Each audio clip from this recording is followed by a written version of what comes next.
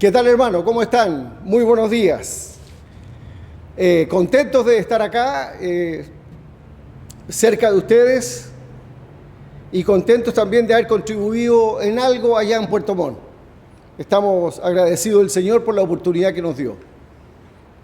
Y pensando en estos días, pensando en la vida del pastor, que fue un hombre valiente, un hombre que dejó todo por servir al Señor. Un hombre que fue capaz de seguir adelante a pesar de todas las tragedias que él vivía. Él vivió la muerte de 2 de sus hijas y la enfermedad de sus 2 hijos. Así es que para mí, en ese sentido, el pastor es un ejemplo a seguir. No un ejemplo que se ve por ahí en los libros. Lo palpé, lo toqué, vi la vida de ellos. Y como siempre he dicho, para mí han sido un ejemplo de fe.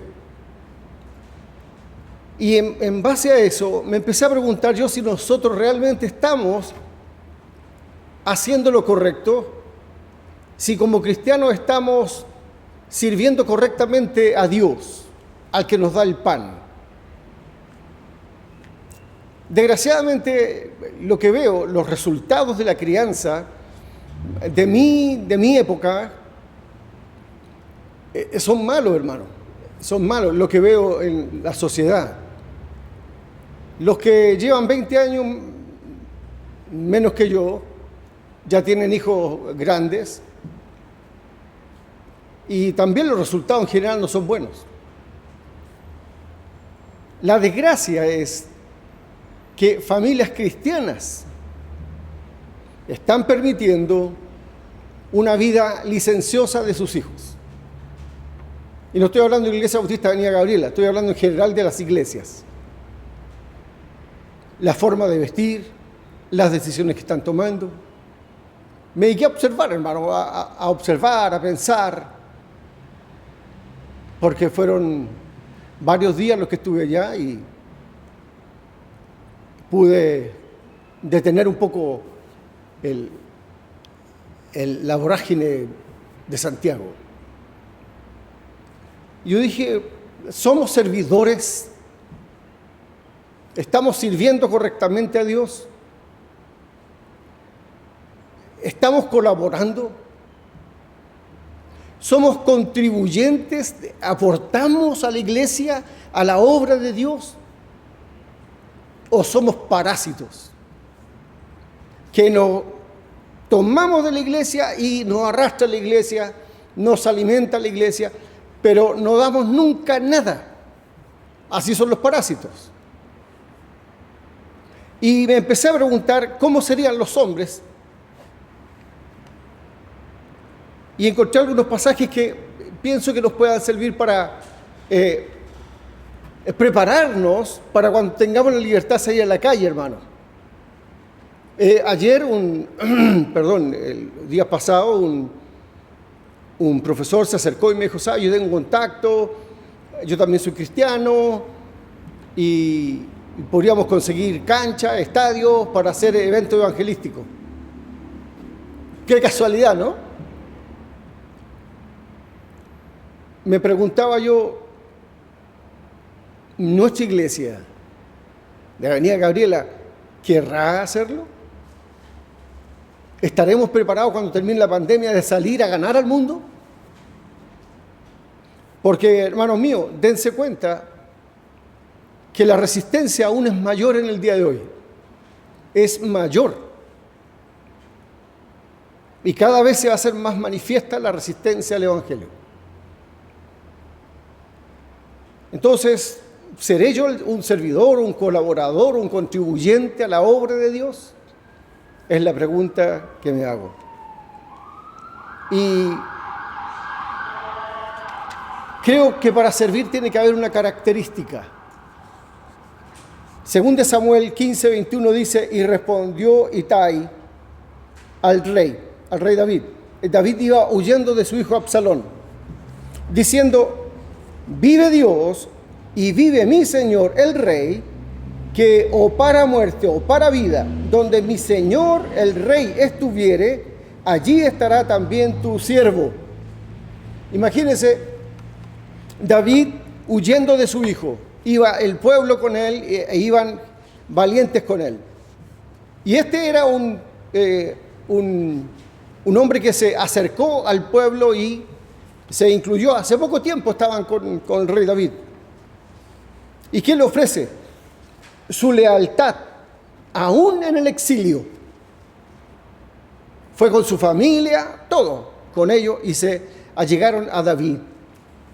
Donde mi rey estuviere, ahí estaré yo. Y son pasajes que hacen pensar, hermano. Hacen pensar. En 2 Samuel 17:10, se los voy a leer. 2 Samuel 17:10. Dice lo siguiente: y aún el hombre valiente, cuyo corazón sea como corazón de león, desmayará por completo, porque todo Israel sabe que tu padre es hombre valiente. Está hablando el profeta, le está hablando a Absalón.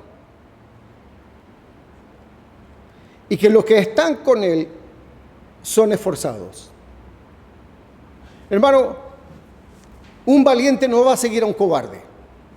Un valiente sigue a un valiente, a una persona que sea capaz de ser como Dios quiere que sea. En este tiempo, ser cristiano es cada día más difícil porque hay más rechazo, porque representamos lo que ellos no quieren.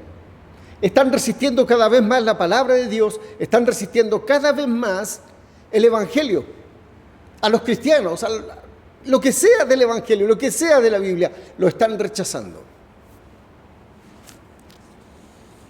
Los cobardes cuchichean, hablan detrás y nunca asumen sus dichos. Así son los cobardes. Pero los valientes siguen a los valientes. El rey David era un valiente y tenía gente detrás de él que le seguía, le servía, porque él era un valiente. Segunda de Samuel 23:8 dice que él tenía una cantidad de hombres que eran en realidad 32 hombres valientes que David tenía. Dice el versículo 8, estos son los nombres de los valientes que tuvo David: José Besebet el Tacmonita. Este era Adino el Esnita, que mató 800 hombres en una ocasión. Después de este, Eleazar, hijo de Dodo, Ahonita, uno de los 3 valientes que estaban con David cuando desafiaron a los filisteos que se habían reunido allí para la batalla y se habían alejado de los hombres de Israel. Este se levantó y hirió a los filisteos hasta que su mano se cansó y quedó pegada su mano a la espada. Aquel día Jehová dio una gran victoria y se volvió el pueblo en pos de él tan solo por recoger el botín. Después de este fue Sama, hijo de Agé, Ararita.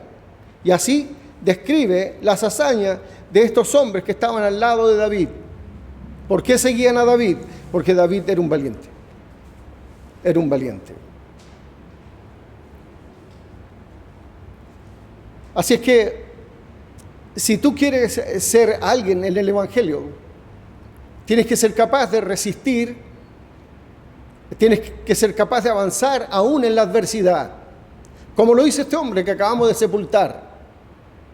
En la adversidad él no se detuvo, siguió adelante. Tal vez sus llantos ante Dios fueron largos, profundos, pero nunca lo vi llorar. Siempre lo vi con ganas de hacer cosas, con ganas de predicar, de hablar de Dios.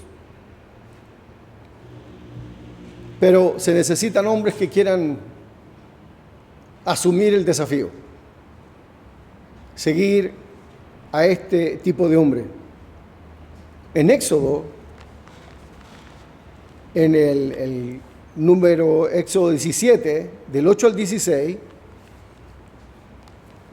les hago una reseña.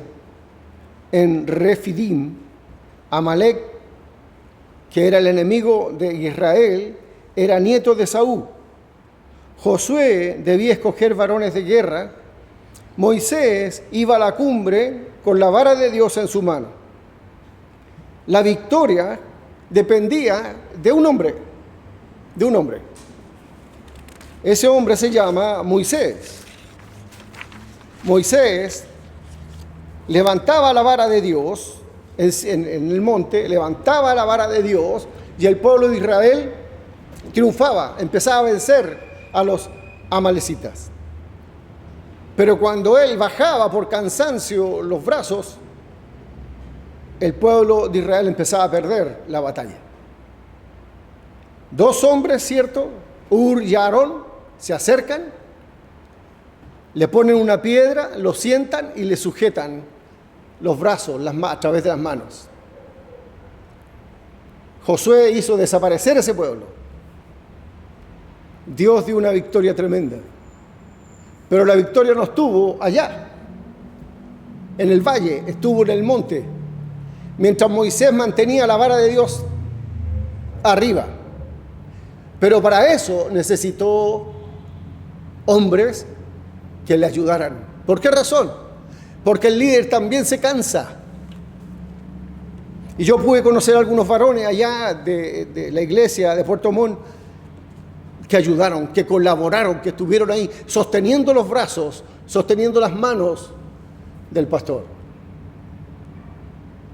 Ese tipo de hombres se necesita ahora. Ese tipo de hombres se necesitan, que vean que el líder tiene comunión con Dios, que tiene visión para hacer las cosas de Dios. Pero sabe, se cansa.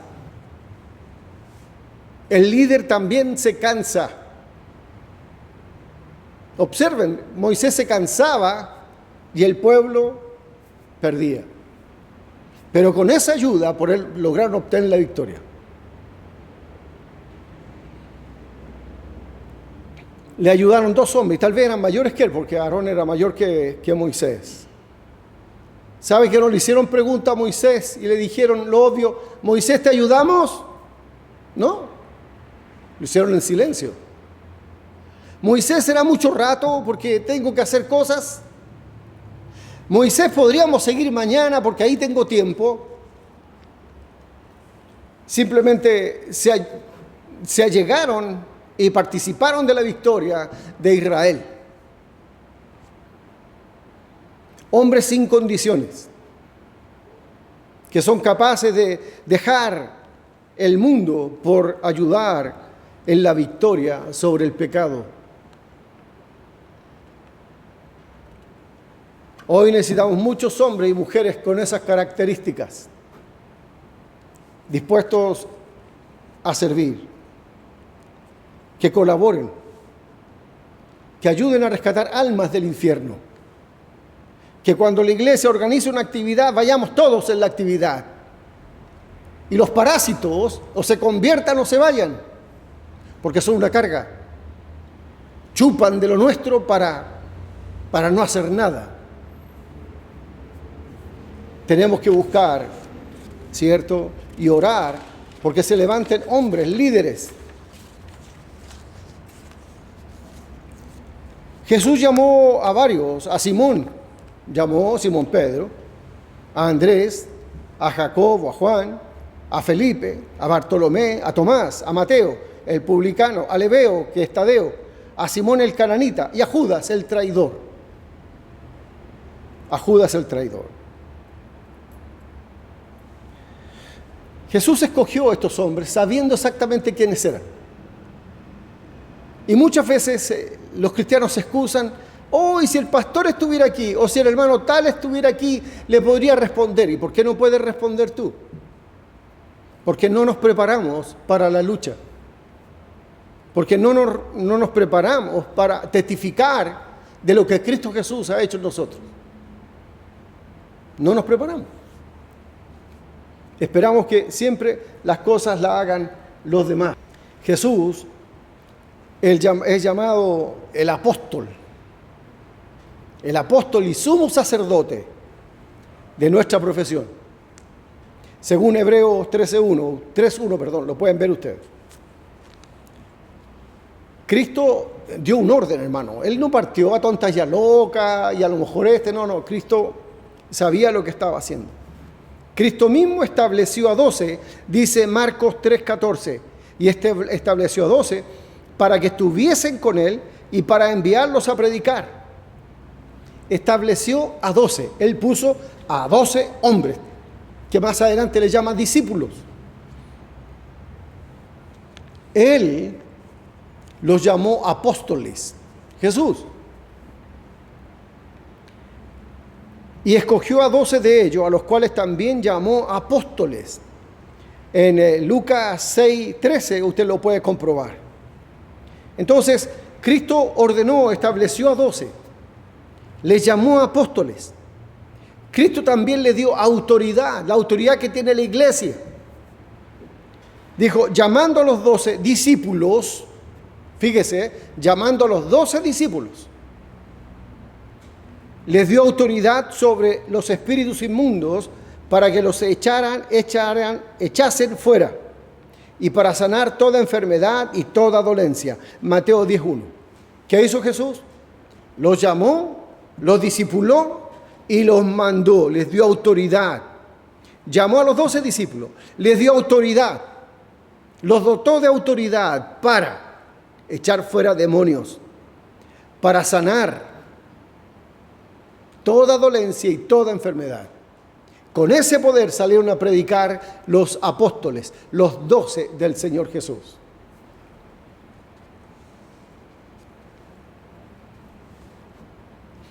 Y no llamó a los más educados, a los más letrados, llamó a los iletrados.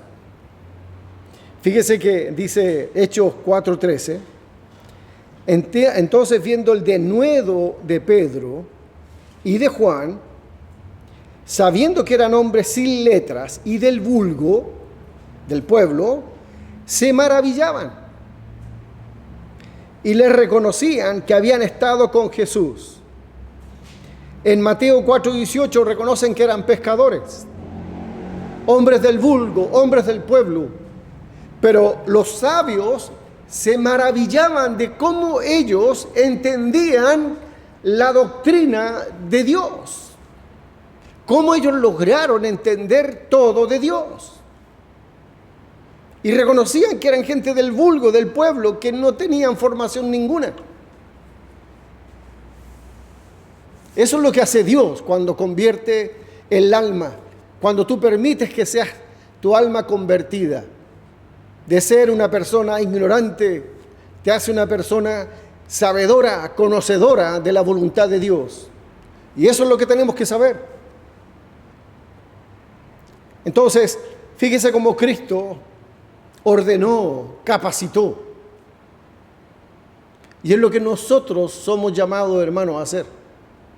A traer más gente, a discipular y a enviar a trabajar. Es lindo reunirse todos los domingos y todos los miércoles, nos juntamos, pero ¿cuándo trabajamos? ¿Cuándo vamos por el mundo buscando a las almas perdidas?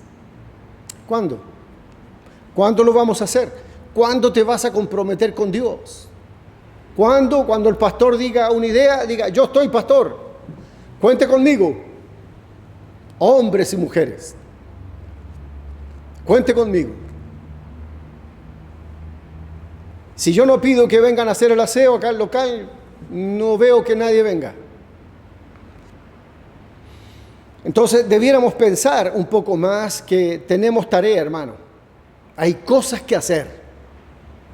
Si no importa que tú no tengas educación, no importa que seas una de la población, no importa. Dios te quiere usar, Dios te quiere capacitar para que tú le sirvas a Él para el reino de Él. Recuerde lo que hizo Jesús con nosotros, que nos envió a predicar al mundo.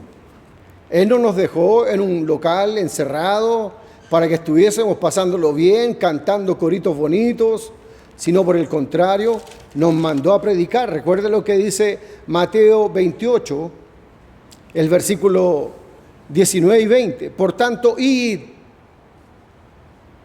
y haced discípulos a todas las naciones, bautizándolos en el nombre del Padre y del Hijo y del Espíritu Santo, enseñándoles que guarden todas las cosas que os he mandado. Y he aquí yo estoy con vosotros todos los días hasta el fin del mundo. Amén. Entonces, ¿qué es lo que tenemos que hacer? Es ir a las diferentes poblaciones, predicar el Evangelio, que la gente pueda asistir acá, que le podamos discipular en sus hogares, en el trabajo, hacer discípulos, personas que aprenden del Señor Jesús, bautizándolos en el nombre del Padre, del Hijo y del Espíritu Santo. Cada domingo ojalá estemos usando el bautisterio, hermano. Cada domingo bautizando nuevos hermanos, enseñándoles. Y aquí un paréntesis, hermano. Yo les puedo enseñar lo que Cristo Jesús enseñó, pero la mejor forma de enseñar es lo que digo, lo que te enseño, lo que logras entender, yo lo hago, yo lo practico. No son palabras nada más, es mi vida. Aprendí del Señor Jesús. Aprendí, hubo un pastor que me enseñó, un hermano que me enseñó, y yo practico lo que creo. En una conversación salió la cantidad de hijos que tenían algunos.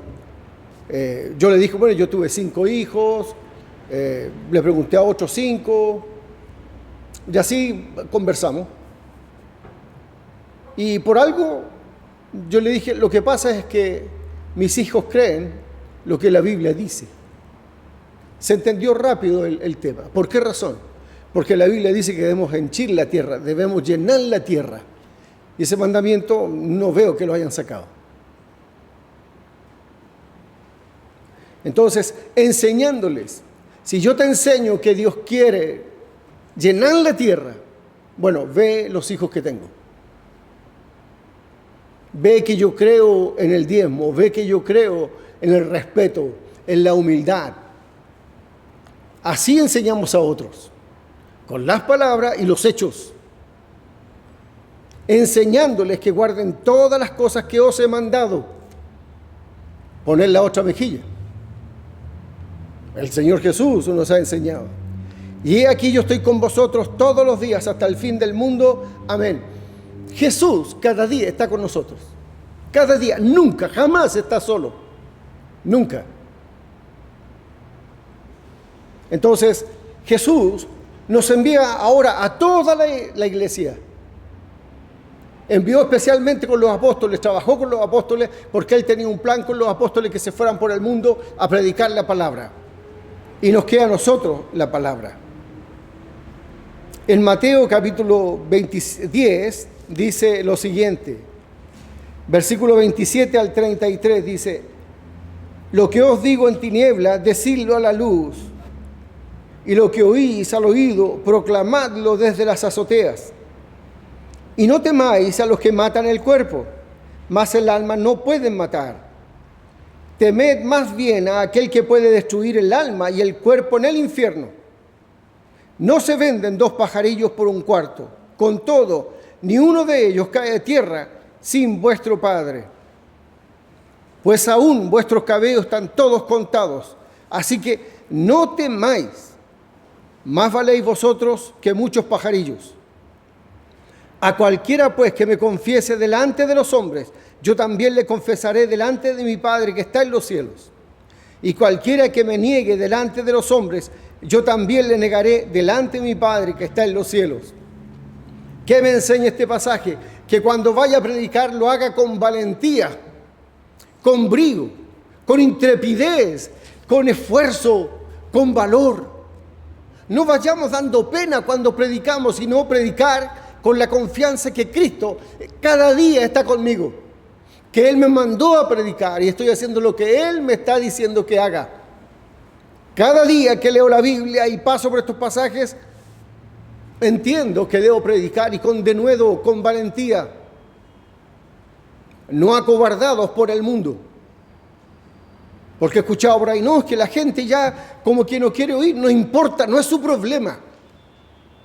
La tarea nuestra es predicar el Evangelio, como dice aquí, lo que os digo en tinieblas, decidlo a la luz. Y lo que oís al oído, proclamadlo desde las azoteas, desde los techos, proclama la verdad en Jesús, la salvación de Jesús. Y no temáis a los que matan el cuerpo. Entonces, hermano, Jesús envió a los apóstoles y también nos envió a nosotros. Gente que colabore. Todos somos un cuerpo. Y el cuerpo tiene diferentes órganos, extremidades, funciones. No todos podemos ser ojo. No todos podemos ser boca. No todos podemos ser nariz. Cada uno es llamado a algo. Cada uno Dios lo pone en su lugar. Y uno es contento con lo que está haciendo. Pero hay algo en los discípulos de Jesús. Jesús requiere para su servicio una condición. Y nos cuesta, hermano, yo sé que nos cuesta. Es la humildad, ser humilde. Fíjese que Mateo 20, 26, 27 dice, sino el que quiera hacerse grande entre vosotros será vuestro servidor. ¿Quieres ser grande en el Evangelio? ¿Quieres ser grande en la iglesia? Transfórmate en un siervo, en un servidor. Y el que quiera ser el primero será vuestro siervo. Será vuestro siervo. Hermano, todos debemos ser servidores. Los premios no están aquí, están en la eternidad. Es algo que debemos entender. Hermano, usted no sabe ni yo sé cuándo se nos acaba la vida. No deje las cosas para mañana cuando las puede hacer hoy. No deje las correcciones en su hogar si las puede hacer hoy día. No deje de decir a las personas que las ama. El otro día tuve reunión con algunos pastores para solicitar de ellos la ayuda para Puerto Montt. Y al final de la reunión, que estaban en mi oficina, les dije, hermano, los echo de menos. Yo necesito la compañía. La soledad mata, hermanos. Y nos estamos aislando. Así que reunámonos, conversemos, animémonos, porque no es fácil el ministerio que Dios nos ha dado, pero tampoco es imposible. Pero tenemos que ser humildes entre nosotros. Humildad es un requisito para servir a Jesús. También Jesús requiere que seamos abnegados. Abnegación. Renuncia a los deseos. Renuncia a mis intereses. Yo quiero esto, dice Jesús. En Mateo 10, 37 al 39 dice, el que ama padre o madre más que a mí, no es digno de mí. Entienda, el que ama padre o madre más que a mí, no es digno de mí. El que ama a hijo o hija más que a mí, no es digno de mí. El que no toma su cruz y me sigue, no es digno de mí. El que haya su vida, la perderá, y el que la pierde por mí, la hallará. Abnegación, hermano, renunciar. No son tus planes, no son tus deseos, es la voluntad de Dios. ¿Dónde estaba el gozo de Cristo? En hacer la voluntad de su Padre. Ahí encontraba Jesús el gozo, en hacer la voluntad de Dios. ¿Dónde debiera estar nuestro gozo? En hacer la voluntad de Dios. En hacer su voluntad. En esforzarnos. Si Dios me llama a algo, no negarme. pero que sea un llamado de Dios a las diferentes tareas que existen en la iglesia. Así Cristo nos espera usar para su gloria. Así Cristo espera que usted le sirva. Humildes, dispuestos a predicar con denuedo, con valentía, con abnegación, en un mundo que somos aborrecidos, en un mundo que vamos a ser perseguidos, que sufriremos. Tú tienes que decidir, yo tengo que decidir. Tengo que decidir aún más, de otra forma, cambiar, no sé, por Cristo. Si tú aún estás en esa duda, eres una persona que nunca hace nada, que nunca participa en nada y que siempre se escabulle, pregúntate.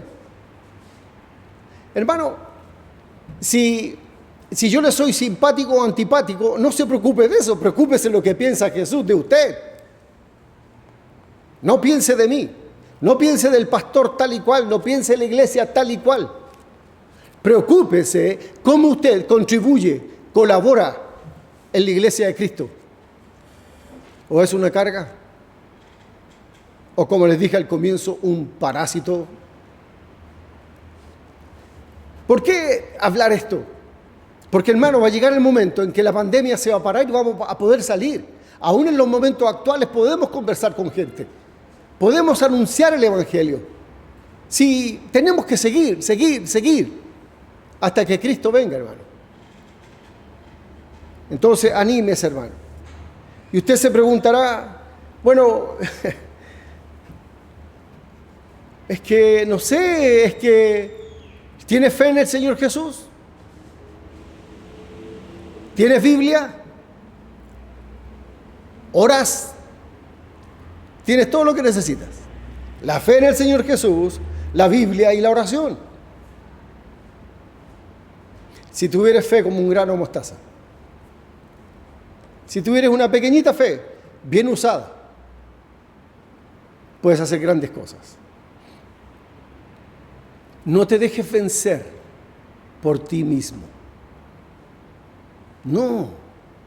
Anímate, levántate, comprométete con el Señor. Y cuando volvamos a reunirnos, estemos todos en comunión perfecta con Dios.